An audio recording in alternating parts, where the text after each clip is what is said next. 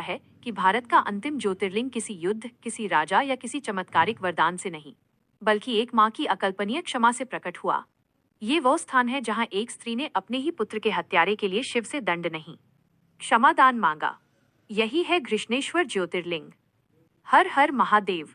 ये कथा हमें महाराष्ट्र के वेरूळ क्षेत्र में ले जाती है, वही भूमि जहाँ आज एलोरा की गुफाएं और कैलाश मंदिर पत्थर में तपस्या बनकर खड़े हैं।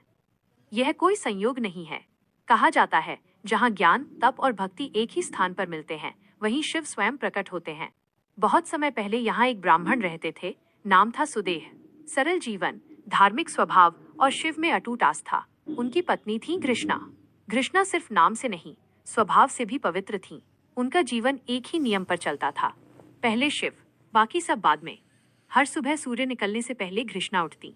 मिट्टी को हाथ में लेकर वो 101 शिवलिंग बनाती थी। एक भी कम नहीं, एक भी अधिक नहीं। हर शिवलिंग पर गंगाजल से अभिषेक, मंत्रों का उच्चारण और अंत में उन्हें पास के तालाब में विसर्जित कर देती थी। यह उनका व्रत था। दिन बीते, महीने बीते, साल बीत गए, लेकिन एक खालीपन उनके जीवन में बना रहा। संतान नहीं थी। समाज की फुसफुसाहट, वंश की चिंता और लोगों के ताने, आखिरकार सुदेह को मजबूर होना पड़ा। उन्होंने दूसरा विवाह किया। नई पत्नी का नाम था घुष्मा। शुरुआत में सब सामान्य था। घृष्णा ने उसे बहन की तरह अपनाया, सम्मान दिया और कभी ये महसूस नहीं होने दिया कि वो दूसरी पत्नी है। लेकिन मन के भीतर जो चलता है वो हमेशा दिखाई नहीं देता।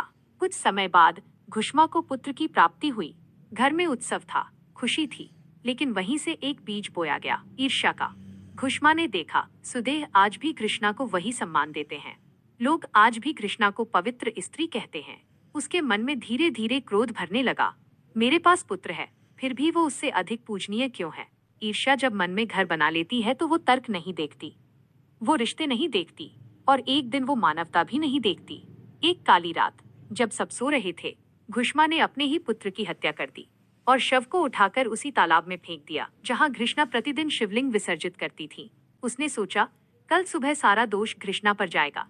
अगली सुबह सब कुछ रोज जैसा ही था। घृष्णा ने 101 शिवलिंग बनाए, मंत्र जपे और तालाब की ओर बढ़ी। लेकिन जैसे ही उन्होंने जल में हाथ डाला, उनकी उंगलियां किसी ठंडी कठोर वस्तु से टकराईं। जब उन्होंने देखा, वह उनका पुत्र था, निर्जीव। यह वो क्षण था जहां कोई भी इंसान टूट जाता, चिल्लाता, रोता, ईश्वर को दोष देता। लेकिन घृष्णा न रोई, न बेहोश हुई, न प्रश्न किया।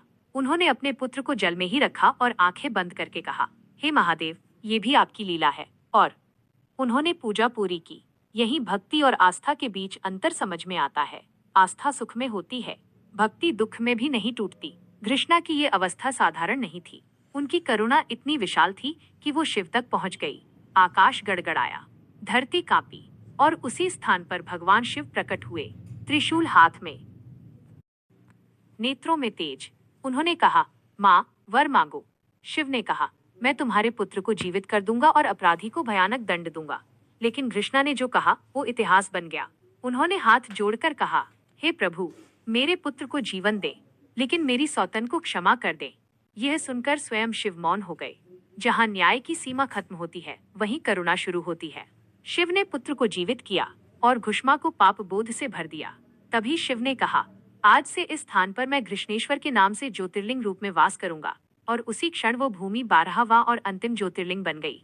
ये ज्योतिर्लिंग हमें ये नहीं सिखाता कि पाप करने वाला दंड से बचे, यह सिखाता है कि क्षमा करने वाला शिव के सबसे निकट होता है। आज भी घृष्णेश्वर मंदिर में खड़े होकर अगर आप ध्यान से सुने तो लगेगा जैसे शिव कह रहे हो, मुझे पाने के लिए मुझे दोष मत दो, मुझे समझो। अगर ये कथा आपके हृदय तक पहुंची हो तो लाइक करें, शेयर करें और चैनल को सब्सक्राइब करें।